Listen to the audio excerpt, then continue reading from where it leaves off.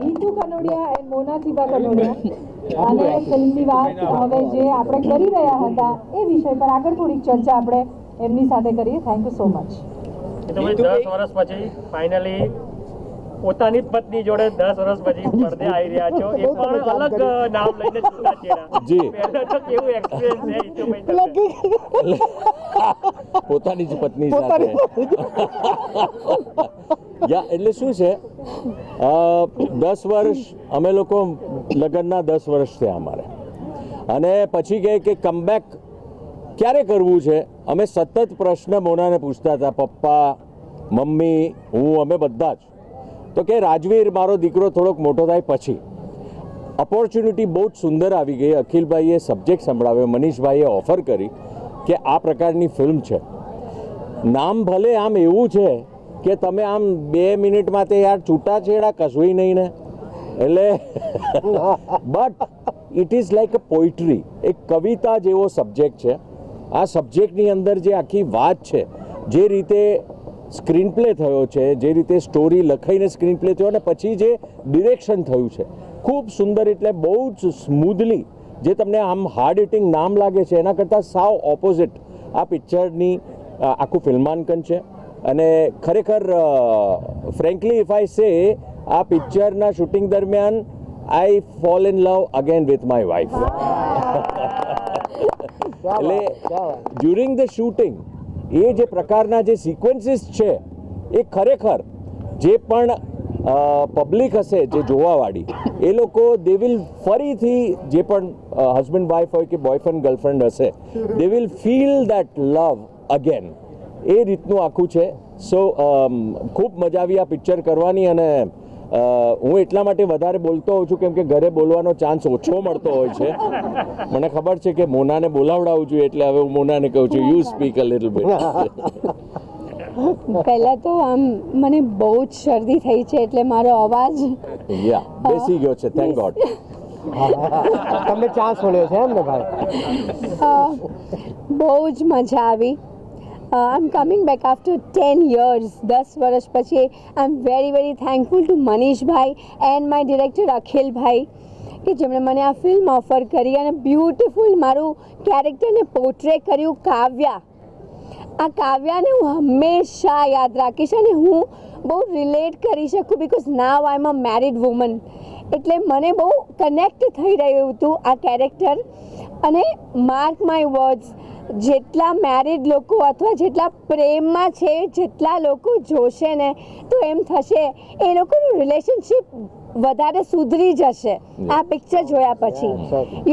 વધારે પ્રેમ ઉત્પન્ન થશે બંનેમાં અને વધારે નજીક આવી જશે. That's for sure. I loved આખો શૂટિંગ દરમિયાન. આઈ am a very ડાયહાર્ડ romantic person, અને આ થોડાક આમ સિરિયસ ટાઈપ છે. તો આ પિક્ચર દરમિયાન મને જે રોમેન્સ કરવાનો મોકો મળ્યો, એટલે એ બહુ મજા આવી. અને જેમ એમણે કીધું ને કે મને ફરીથી આમ પેલું ફીલ થતું હતું, મને તો પહેલેથી જ થતું હતું.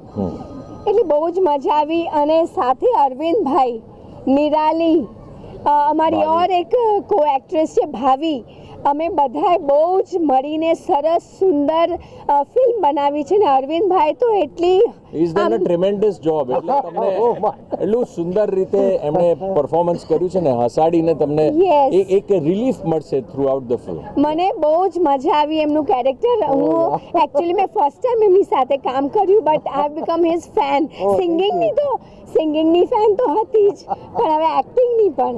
And Nirali has done a wonderful job. એમનો બહુ જ ડિફિકલ્ટ રોલ હતો, but she did it a very good job. And even Bhavi, she also did a very good job. Amazing. Everybody, we had lovely. And ક્યાં છે director સાહેબ? ક્યાં છે director સાહેબ? વ્યવસ્થામાં એ બધાને. હા, વ્યવસ્થામાં. એન્ડ અમારા પ્રોડ્યુસર સાહેબ. આ છૂટાછેડા નામ અને આવી સ્ટોરીનો વિચાર આવ્યો કેવી રીતે? મેં એ જ પૂછ્યું ડિરેક્ટરને, તમારી જેમ જ. અલ્યા ભાઈ, કહીને ને છૂટાછેડા આવો. બધાને પ્રશ્ન થાય છે કે છૂટાછેડા જેવું નામ કેમ રાખવામાં આવ્યું. એ છે હાર્ડ હિટિંગ. તમારી વાત એકદમ સાચી છે. આમ નેગેટિવ ફીલ થાય, પણ પિક્ચર બહુ જ પોઝિટિવ છે. એટલે મને લાગે છે આનો જવાબ તમારે અખિલભાઈ આપવો જોઈએ. છૂટાછેડા કેમ?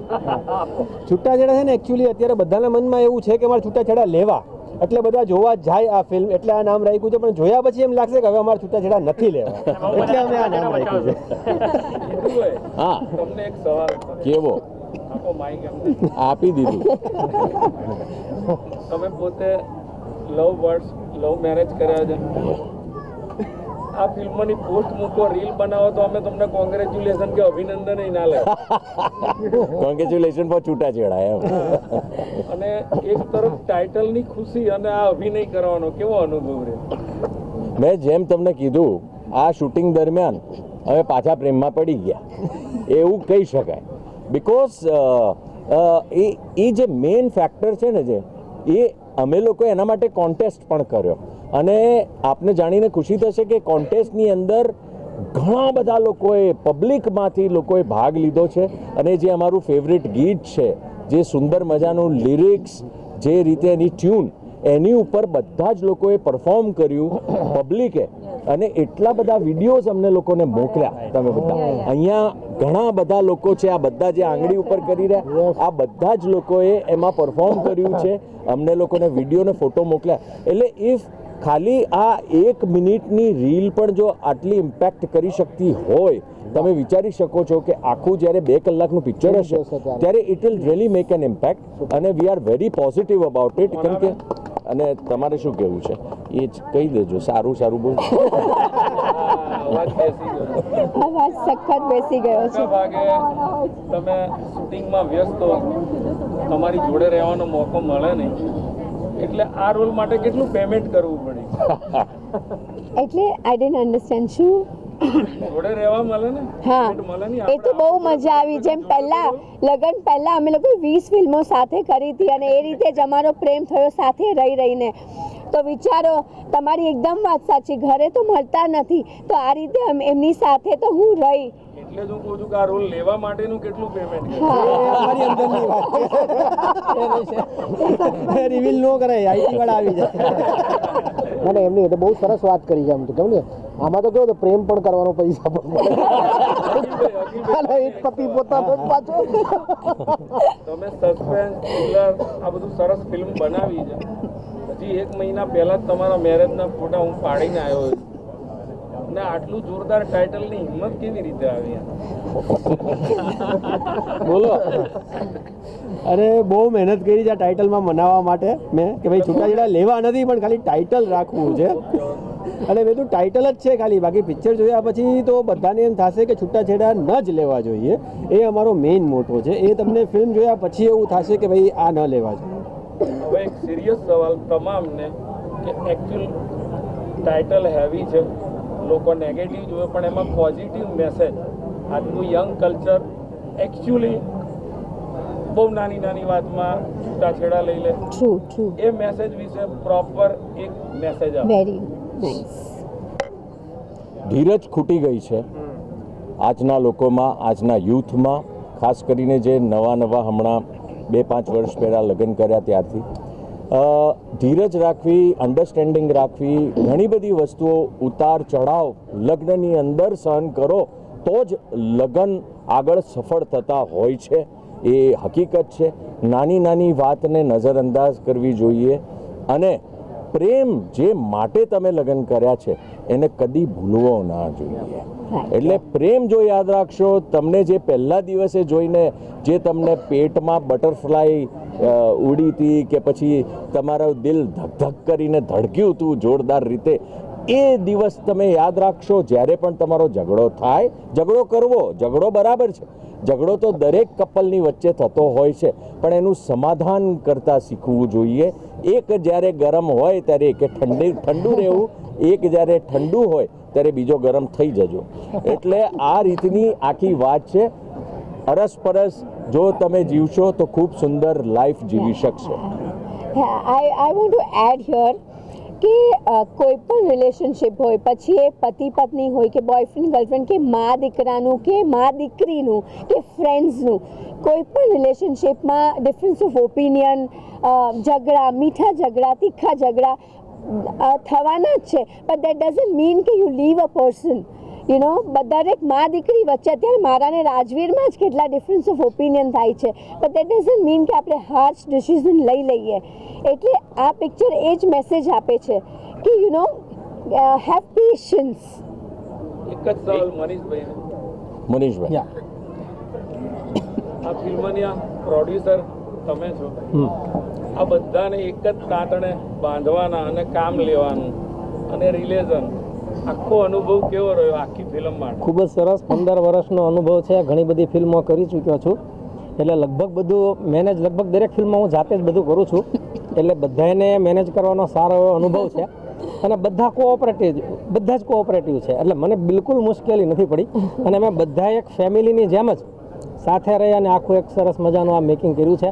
ખૂબ અભિનંદન તમને. Thank જ્યારે you પણ so much. છૂટાછેડા ફિલ્મ રિલીઝ થશે અમે બધા કોર્ટમાં સહી કરવા આવી हिंदी में चाहिए જી જી લાइए. तो भाई आपका जो न्यू फिल्म रिलीज होने जा रहा है और उनका नाम है डिवोर्स, तो उनके बारे में आप बताएंगे, क्या कहना चाहेंगे? डिवोर्स છૂટા એકચ્યુઅલી સૌપ્રથમ વાત કરું તો મનીષભાઈએ ફિલ્મની મને ઓફર આપી હતી ત્યારે મને કોઈ કેરેક્ટર એક્સપ્લેન નહોતું કર્યું, ખાલી એટલું કીધું હતું કે હિતુભાઈની સાથે તારે રોલ કરવાનો છે. તો આઈ વોઝ એક્સાઇટેડ કે લાઈક હિતુભાઈની સાથે સ્ક્રીન શેર કરવા મળે, ફર્સ્ટ ટાઈમ આટલું લોંગ કેરેક્ટર પ્લે કરવા મળે, તો મારા માટે એક અદ્ભુત અનુભવ હતો. અને સેકન્ડ થિંગ કે રોલ વિશે વધારે વાત એટલે નહીં કર્યું તો પછી 17 જાન્યુઆરી તમે જોવા નહીં જાઓ. તો રોલ એ છે કે છૂટાછેડા આપણે કહીએ છીએ કે છૂટાછેડા એકચ્યુઅલી ફિલ્મમાં થાય છે એવું નથી. આ એક સરસ મજાની સ્ટોરી છે જે એમના જિંદગીમાં બનેલી ઘટનાઓને મને એક્સપ્લેન કરવામાં આવે છે અને આગળની વાત હું એટલે વધારે નહીં કરું કેમ કે ફિલ્મની આખી જે સ્ટોરી છે ને કન્ટિન્યુ જાય છે ફિલ્મમાં. તો થ્રુઆઉટ કેરેક્ટર છે હિતુભાઈ સાથે મારું અને એક સરસ મજાનું આમાં મેં રોલ પ્લે કર્યો છે. અને હિતુભાઈ હોય અને તમને સ્ક્રીન શેર કરવા મળે તો એનાથી મોટી વસ્તુ તો કંઈ જ નથી મારા માટે. अरुण भाई का આપજો અરવિંદ સાહેબ. જી તમે સેન્ટરમાં આવી જાઓ.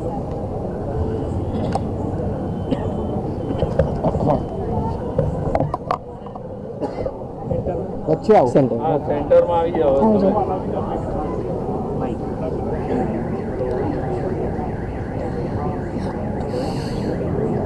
અરવિંદભાઈ, અમારી ચેનલમાં ખૂબ ખૂબ સ્વાગત છે તમારું. ખૂબ ખૂબ આભાર. છૂટાછેડા ફિલ્મ તમારી આવી રહી છે. મોટાભાગે જનરલી દરેક ફિલ્મોમાં તમારો રોલ એક કોમેડી અથવા તો સોંગ ગાવાનો હોય છે. આ ફિલ્મોમાં તમારું સોંગ તો હશે, એ સિવાયનો શું રોલ છે એ મને કહો. આમાં સહેજ ઊંધું થયું છે, આમાં સોંગ નથી આ વખતે.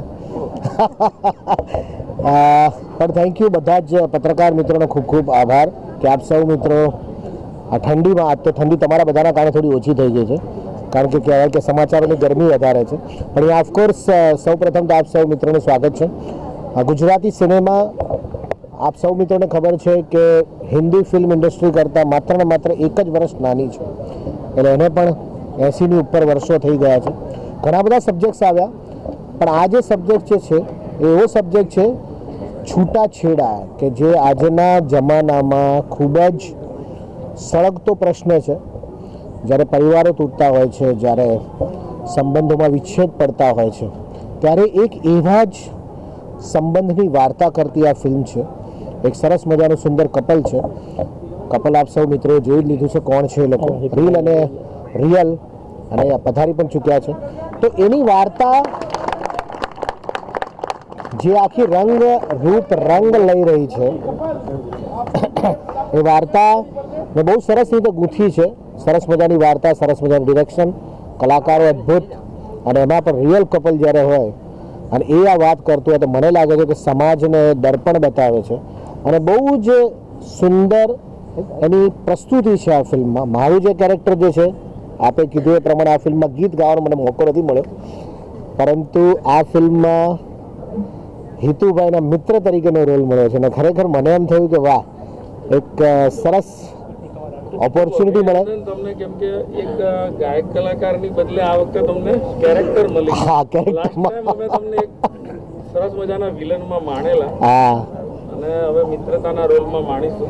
ઓફકોર્સ. ખૂબ અભિનંદન. અરવિંદભાઈ, એકચ્યુઅલી તમે બોલિવૂડની વાત કરી, પણ બોલિવૂડ કરતાં અત્યારે ડોલિવૂડ બી એટલી બધી બોલિવૂડને ટક્કર મારે એવી ફિલ્મો બનાવી રહ્યા છે. ઓફકોર્સ 104 ફિલ્મો 2024માં રિલીઝ થઈ છે. જી. તમે સમજી શકો છો કે 104 ફિલ્મો એટલે કોઈ નાની સૂની વાત નથી. આજે આપણી ઇન્ડસ્ટ્રી 200-300 કરોડને આંબી ગઈ છે. એટલે કહેવાનો મતલબ એમ છે કે મેઇન સ્ટ્રીમ સિનેમા આપણું જે એટલું અત્યારે સરસ ચાલી રહ્યું છે અને એના પરથી જ અમે લોકોએ હાલ સેન્સર બોર્ડની ઓફિસની પણ અહીંયા માંગણી કરી છે. તો કહેવાનો મતલબ એમ છે કે ખૂબ સારો વિષય, પણ આ વિષય જે છે ને એ બહુ ટચી છે. આપણે મજા કરવા જઈએ છીએ, ફિલ્મોમાં એક્શન જોવા જઈએ છીએ, પરંતુ જીવનમાં એવી ઘટનાઓ બને છે ને જ્યારે સંબંધો વિચ્છેદ પડે છે ત્યારે મને લાગે છે સમાજને અરીસો બતાવશે અને આ ફિલ્મથી મને લાગે છે ઘણા બધા છૂટાછેડા થતાં અટકી જશે. ફિલ્મની વાર્તા શું છે એ તમે જોશો ત્યારે જ ખબર પડશે. કેવી રીતે આખી સુંદર મજાની પ્રસ્તુતિ છે એના વિશે તો હમણાં હિતુભાઈ અને મનાબેન કહેશે. આપણે આ ટાઇટલ સાંભળીએ ને એટલે આપણે આમ થોડી ગભરામણ થાય. એક્ઝેક્ટલી આ ગભરામણ જ કરવાની હતી. Actually આની સાથે કારણ કે ટાઇટલ જે છે ને એ બહુ જરૂરી હોય છે. તમને એની પર પ્રશ્નાર્થ ચિહ્ન થવો જોઈએ. તમને થવું જોઈએ સાલું આ શું, તો જ ત્યાંથી દર્શક જે છે એને પ્રશ્નાર્થ થશે અને ક્યુરિયોસિટી થશે કે મારે આ ફિલ્મ જોવી છે.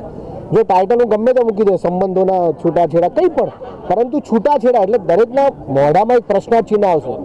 એક્ઝેક્ટલી. એટલે આમ કહેવાય ને કે એક બ્રેક થ્રુ હોવું જોઈએ. અને ટાઇટલ માટે તો હું ખરેખર અમારા પ્રોડ્યુસરને કહીશ, હિંમતને દાદ આપીશ કે હમણાં આ વિષયને અપફ્રન્ટ મૂક્યો.